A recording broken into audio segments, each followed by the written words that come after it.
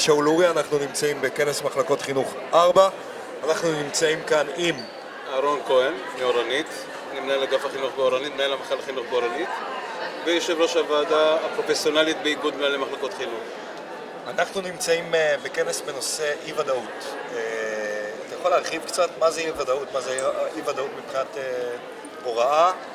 אי-ודאות גם מבחינת ההוראה. אנחנו נמצאים בעידן כרגע של אי-ודאות, אין ממשלה, אין תקציב, קשה לנו לארגן את שנת הלימודים הקרובה שמתקרבת אלינו, גם בתחום בפעילות הקיץ, שנת הלימודים הבאה, פרויקטים בשנה הבאה, היערכות לקראת שנה הבאה מבחינת בינוי.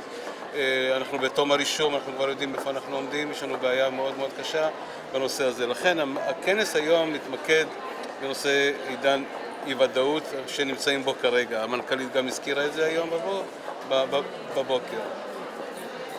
תודה רבה. בבקשה.